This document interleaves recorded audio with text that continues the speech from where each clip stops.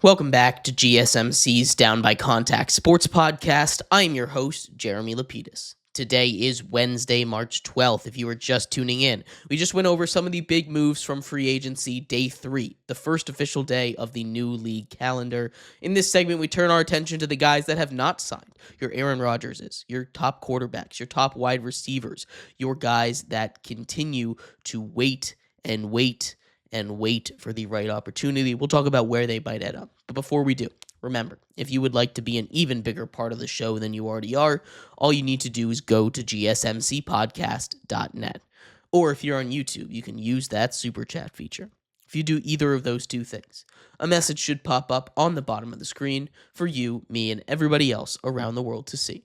If you do have a burning question about sports, anything at all that you would like to ask, go ahead and throw that in the comments. Throw it in the chat. I will get to it as soon as I possibly can. I appreciate everybody so much for sticking around, talking some sports with me here on a beautiful Wednesday, March 12th. But like I was saying, we are going to get into a little bit about the mystery remaining for these top free agents. Where are these guys going to go? And we're going to start off with the quarterbacks, of course, the stars of the show, the most important position in the sport, the most important position in all of sports, the quarterback. Aaron Rodgers and Russell Wilson are the last two big dominoes to find a place to fall. There's a couple stragglers when it comes to the backup quarterback market, but right now, Aaron Rodgers and Russell Wilson are kind of the two quarterbacks that's going to be 1A and 1B for a lot of these teams. Right now, it seems like between the Giants and Steelers, one of these teams is going to get the guy they want in Aaron Rodgers, and one of these teams is going to be left with the leftovers in Russell Wilson, but none of that is guaranteed. That's just what the reporting seems to be right now. Right now, it looks like Russell Wilson is taking a meeting over in Cleveland to talk to the Browns. Aaron Rodgers, there's still a little bit of hope or a little bit of an inkling that potentially the Vikings are in on him to complete his Brett Favre transition, but really it seems like for these two guys, the Giants and the Steelers are the last two on their wish list, or not their wish list, on their list here. The Giants have heavily pursued Aaron Rodgers ever since falling short in the Matthew Stafford sweepstakes. They've been in on these old quarterbacks all year long. And the reason why is because Joe Schoen and their head coach Brian Daboll both on a very, very short leash. This is a Giants team that needs to show that it's going to be able to win and win now. And to their credit, I think they're close. Right now, the only quarterback on that Giants roster is Tommy DeVito. You throw him out there, it's going to be a disaster. But when you look at especially the defensive side of the ball, and you can yell at me, call me a biased fan all you want, but I truly do believe that this Giants team is closer to being good than a lot of people think, right? You go out and get a competent quarterback. I'm not saying that they're going to be a Super Bowl contending team, but you throw Aaron Rodgers a year removed from surgery, and Aaron Rodgers that threw for 3,000 yards last season, and Aaron Rodgers that threw for nearly 30 touchdowns to just 10 interceptions, basically, right? 28-11, his touchdown to interception ratio.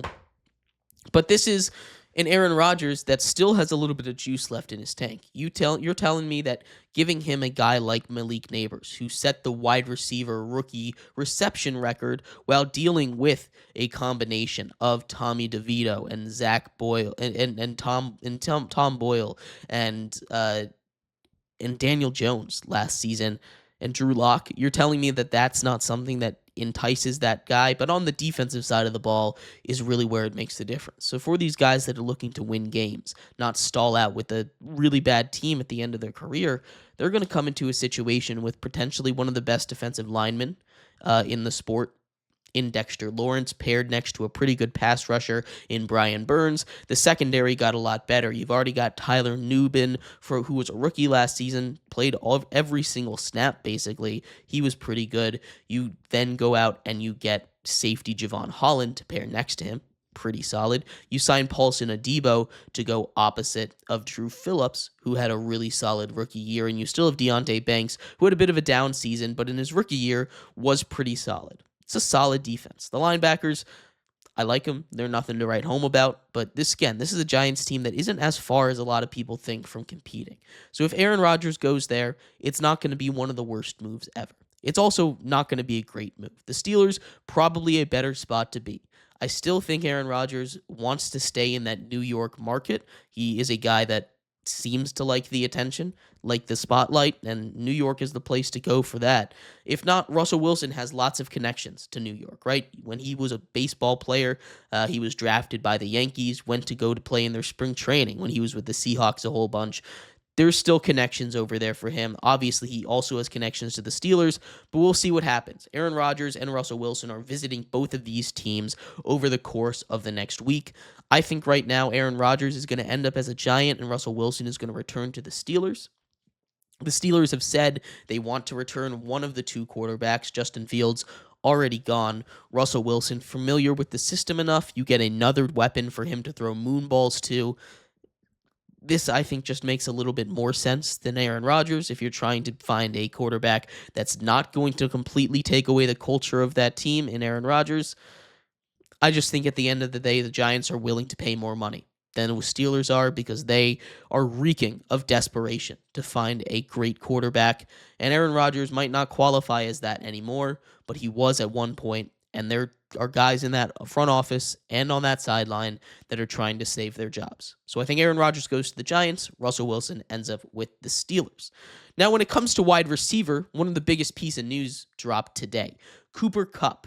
Cooper Kupp is now a free agent. They could not find a trade partner, and as they threatened to do when the new league year hit, they cut Cooper Kupp. Cooper Kupp, now a free agent. He has the ability to go wherever he wants, and there are plenty of wide receiver needy teams. Obviously, the first one that comes to mind, at least for me, is a guy down in Dallas that's been a little busy in this secondary free agent market, as I'll call it, after a lot of the big guys have already been snatched up. Cooper Kupp is going to be a hot commodity, and I think a team like the Cowboys might be super interested in him. We were talking about a team that might overpay for a guy. It's going to be the Cowboys. They're desperately looking for that second weapon to pair with CeeDee Lamb. Cooper Kupp could be that guy for Dak Prescott, for whoever quarterbacks that team if he gets hurt. This is not a guarantee, but I think the Cowboys make a lot of sense. I also think the Seahawks make a lot of sense for him. You need to get a guy that can still be a veteran present for JSN. He really stepped up last season, but to have a guy in that locker room behind him, Cooper Kupp makes a lot of sense over there. The Jets always like to have more wide receivers, right? You have Garrett Wilson, but get another wide receiver in there could be pretty solid. And then the Titans always look for these old wide receivers. The Cardinals, I think, could be pretty interesting. I think a lot of people in the Rams division are going to be very interested in going and getting a guy like Cooper Kupp. The Cardinals, the Seahawks, both teams that have competed against him twice a year for a very long time, want to use his skills, pair him up next to their young number one wide receiver. I think that could work out for both of them. But I think at the end of the day, the Cowboys are the team that go out and get Cooper Kupp. A couple other aging wide receivers that are still at the top of the wide receiver market. Stephon Diggs coming off of an injury. Because he's coming off injury, I just don't really see the market for him. I think he returns to the Texans, comes back later in the season. Amari Cooper, I think, goes cross the country again, teams up with a Harbaugh brother, plays with the Chargers. He's going to be exactly the kind of guy that they need to put opposite of Ladd McConkey, a guy that can stretch the field. He didn't have a great season last year, but I still think there's a lot left in him, and you pair him up with an elite quarterback like Justin Herbert, even though it didn't work with MVP quarterback Josh Allen because of injuries and not really being able to get in the lineup and get situated. I think the Chargers can do wonders with him. And Keenan Allen, I think he returns to the Bears. Keenan Allen, there's a lot of places he could go. He's a guy that I think would fit wonderfully as a wide receiver 3 on just about any team. But it seems like he wants to go back to the Bears, keep working with Caleb Williams. They had a pretty solid connection at the end of last season when everything was not going right for them, but I think a return to the Bears makes a lot of sense. On the defensive side of the ball, there's still a couple players out there that I think could make a lot of noise. Von Miller is someone, and I think to end his career, he's not going to sign for a long time. I think Von Miller is a guy that's going to take his sweet time, but I do see a potential reunion in the Mile High City, coming back to the place where he was a Super Bowl MVP. Going back to the Rams, another place he won a Super Bowl for the warm weather. I was thinking a Florida team just because taxes, but I'm thinking Von Miller back to the Broncos makes a lot of sense. And the last one, a younger guy, Azeez Ojulari, formerly of the New York Giants, is an excellent pass rusher. He hasn't really gotten his chance to shine because he's been hurt, but when he's been on the field, he's been amazing. We're talking about a team that desperately needs pass rushing after losing a lot.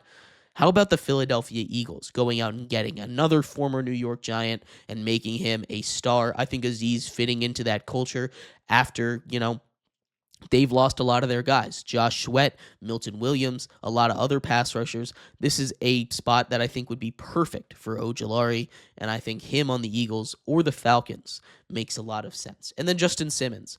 The Titans desperately want a safety. They were in on these sweepstakes for Javon Holland. They did not get him. I think he ends up in Tennessee, and Justin Simmons finds a new home with the Tennessee Titans. But I'd love to hear your thoughts on any of this. Where do you think any of these guys go? Where do you think the biggest fish in free agency end up? I'd love to hear what you think. We're going to take a quick break. When we come back, we turn our attention over to the NBA. The NBA Power Rankings hot off the press once again every single Wednesday. We'll be right back here on GSMC's Down by Contact Sports Podcast.